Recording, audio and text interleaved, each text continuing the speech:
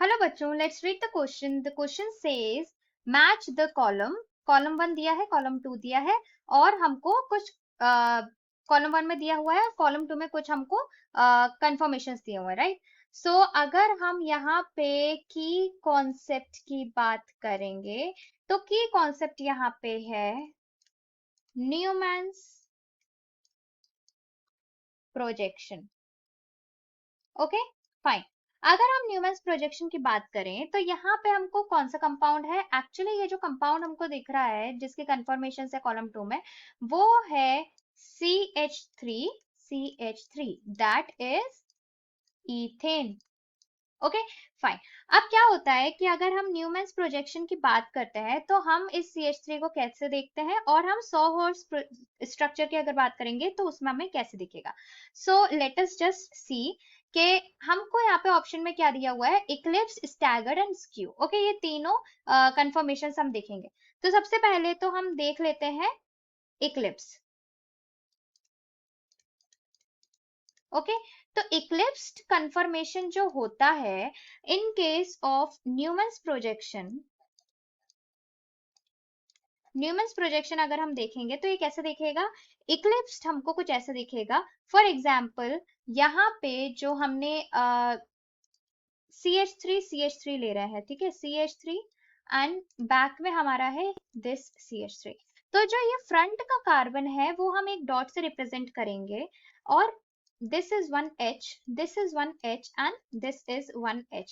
Then ये जो back का कार्बन है वो हम एक बड़े सर्कल से रिप्रेजेंट करेंगे, and it will be this H, okay, and it will be this H and this H।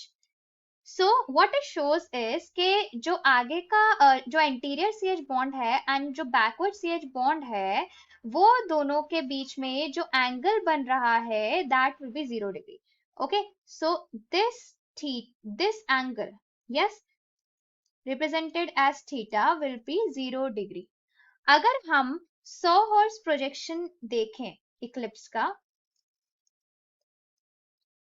Okay, 100 horse projection अगर हम बनाएंगे तो वो कैसे दिखेगा? वो कुछ इस तरीके से दिखेगा। Let me just take the same colour, that will be blue. So ये हो गया anterior CH bonds, and then back में हमारे पास कुछ इस तरह से ये दिखेगा।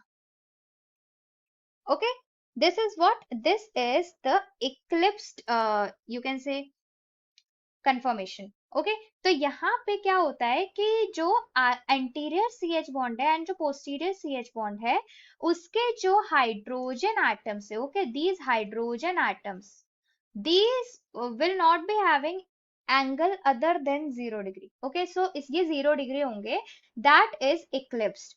तो इक्लिप्स में क्या होता है कि among the infinite number of conformation जो भी इधर पे बनते हैं, उसमें जो इक्लिप्स कंफर्मेशन होता है उसमें जो हाइड्रोजन एटम्स है वो परफेक्टली इक्लिप्स्ड है, मतलब जस्ट एक के पीछे एक है। So it just forms 0 degree.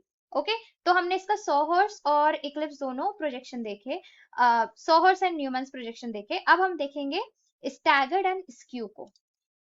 अगर हम स्टैगर्ड की बात करें तो स्टैगर्ड में अगर हम यहां बनाते हैं न्यूमैन्स, ओके, एंड यहां हम बनाएंगे 100 हॉर्स, तो यहां हम कैसे बनाएंगे इसको? Again we are taking this CH3 and back carbon will be of green color। Okay, fine. तो यहाँ पे स्टैगर्ड में सबसे पहले हम लेंगे लाइट ब्लू कलर से आगे के बॉन्ड्स बनाएंगे। For example this is, this dot represents C, okay, then H and this H, okay, then back carbon हम represent करेंगे green color से, and this H, this is one H and this is one H। तो over here the CH bond of anterior carbon and CH bond of backward carbon, तो इसके जो hydrogen atoms हैं, this atom and this atom will be having an angle of 60 degree.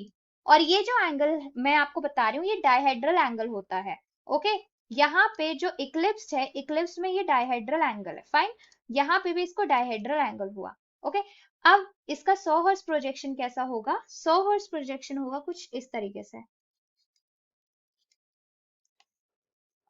Okay, and then we will be having this edge and this edge in back, edge and edge. Okay, so 100 hertz projection of staggered confirmation कुछ ऐसा दिखता है। इधर पे theta कितना है या dihedral angle कितने होते हैं? 60 डिग्री होता है। फाइन, अब हम बनाएंगे स्क्यू। तो स्क्यू में क्या होता है कि जो डायहेड्रल एंगल होता है that is anything else then 60 degree and 0 degree. तो 60 डिग्री एंड 0 डिग्री के अलावा कोई भी एंगल हो सकता है dihedral angle. Okay, of what? Of skew. ये हम डायहेड्रल एंगल की बात कर रहे हैं। तो इसमें कैसे रिप्रेजेंटेशन होगा? इधर पे रिप्रेजेंट करेंगे कुछ इस तरीके से।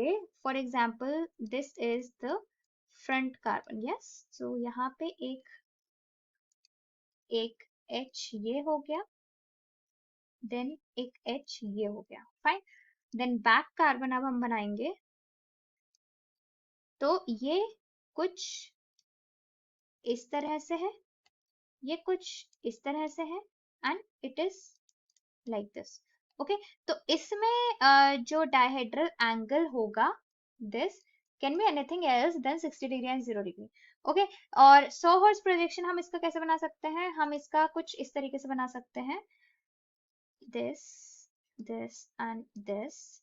Okay, then we have this line that connects the that represents the sigma bond. Okay, then we will be having,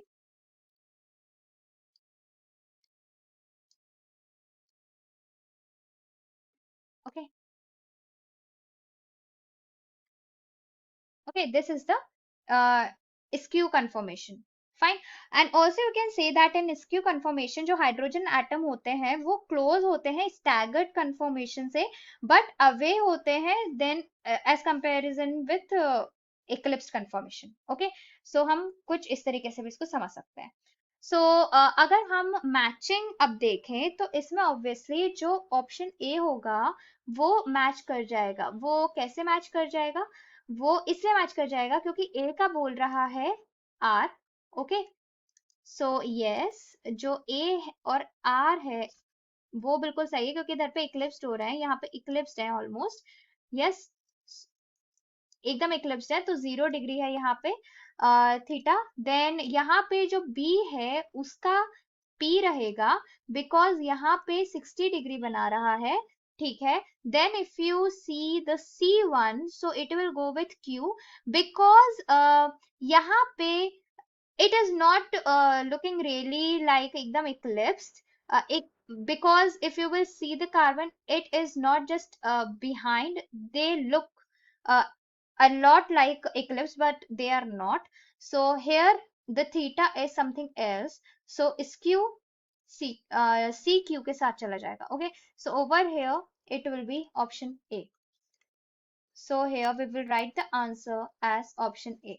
I hope you understand it well. Best of luck.